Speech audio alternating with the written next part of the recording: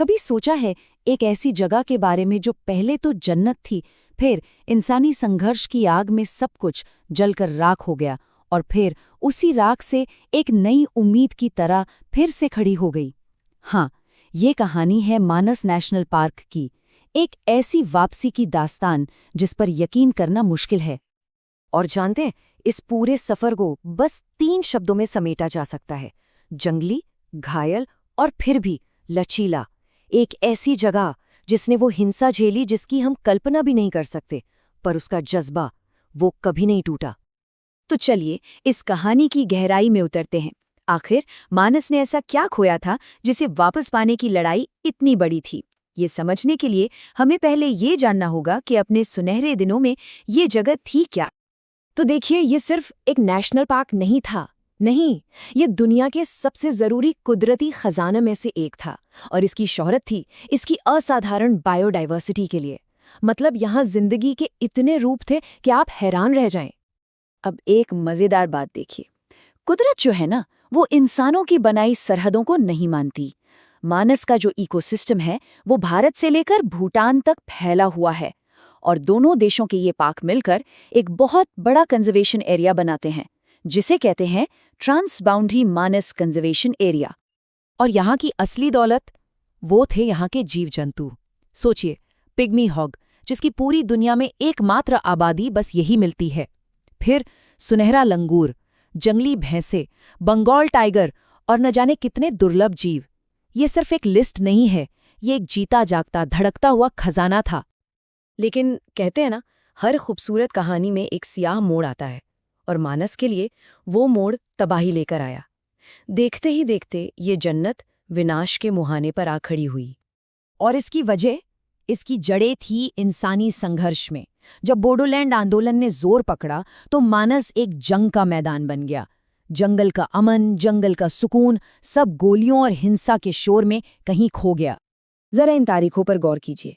1985 में इसे दुनिया का अनमोल खजाना माना गया, और फिर 90 का दशक आते आते सब बदल गया। अराजकता फैल गई, फॉरेस्ट गार्ड्स को अपनी जान बचाकर भागना पड़ा और जंगल पर कब्जा कर लिया शिकारियों और लकड़हारों ने। नतीजा क्या हुआ? 1992 तक यूनेस्को को इसे आधिकारिक तौर पर खतरे में यानी इन डेंजर घोषित करना पड़ा। और इस संघर्ष की कीमत बहुत बड़ी थी, बहुत ज्यादा। मानस के सारे गैंडे मार दिए गए, एक भी नहीं बचा। सोचिए, जंगल को बेरहमी से काटा गया। ये पार्क अब बस अपनी एक उदास परछाई बनकर रह गया था। लेकिन जब लगा कि सब खत्म हो गया, सारी उम्मीदें मर चुकी हैं, ठीक तभी कहानी ने एक ऐसा मोड़ लिया जिसकी किसी ने कल्पना भी नहीं की थी। और जानते हैं, इस बदलाव की कमान किसने संभाली? उन्हीं लोगों ने जो कभी इस विनाश का हिस्सा थे। इनसे मिलिए, ये हैं बुद्धेश्वर बोरो। और सच कहूं तो इनकी कहानी ही मानस की कहानी है।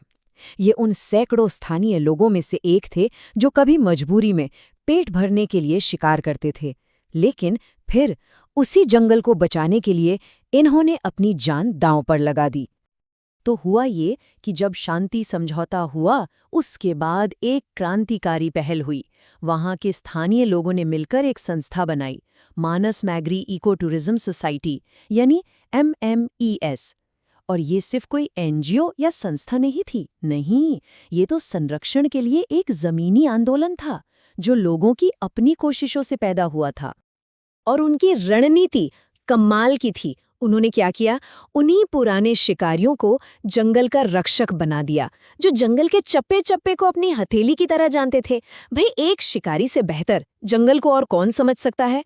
और उनका यही ज्ञान अवैध शिकारियों को पकड़ने और जंगल की रक्षा करने का सबसे बड़ा हथियार बन गया। और इस अनोखी कोशिश का नतीजा, अरे, वो किसी चमत्कार से कम नहीं था। तो चलिए देखते हैं कि आखिर कैसे मानस ने अपनी वो खोई हुई शान वापस हासिल की।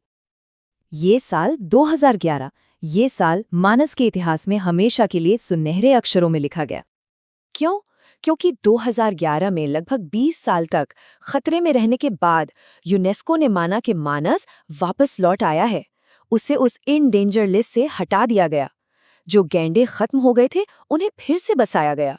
और जिस जंगल में कभी मौत का सन्नाटा था, वहां आज 50 से ज्यादा गैंडों का एक फलता फूलता परिवार है। ये बात मानस की सफलता का सार है। किसी बाहरी एजेंसी या बड़ी ताकत ने नहीं, बल्कि वहां के लोगों ने, स्थानीय लोगों ने, जो उसे अपना घर मानते हैं, उन्होंने मिलकर इस जंगल को बचाया। तो मानस की वापसी की कहानी एक बहुत बड़ी प्रेरणा है, बिल्कुल है। पर कहानी यहाँ खत्म नहीं होती, क्योंकि जीत हासिल करने के बाद उसे बनाए रखने की लड़ाई अक्सर सबसे मुश्किल होती है। और सच तो ये है कि मानस का भविष्य आज भी काफी नाजुक है। IUCN की ये टेबल हमें यही दिखाती है कि लड़ाई अभी खत्म नहीं हुई है। अवैध बस्तियां बस रही हैं, पुराने जातीय संघर्ष की चिंगारी अब भी सुलग रही है, और मानस नदी की बाढ़ तो है ही। मतलब मानस आज भी कई चुनौतियों से घिरा हुआ है। लेकिन इन चुनौतियों के बीच भी उम्मीद की नई नई किरणें दिख रही हैं।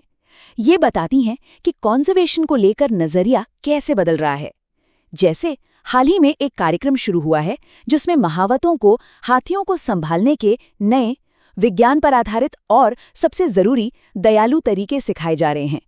यहाँ जोर दर्द या डर पर नहीं, बल्कि विश्वास और पॉजिटिव रीइंफोर्समेंट पर है। ये एक बहुत बड़ा बदलाव है।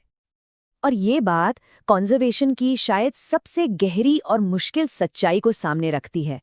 बुद्धेश्वर बोरो जैसे लोग जो जंगल के लिए अपनी जान दांव पर लगा देते हैं, वे अक्सर खुद गरीबी और अनिश्चितता की जिंदगी जीते हैं।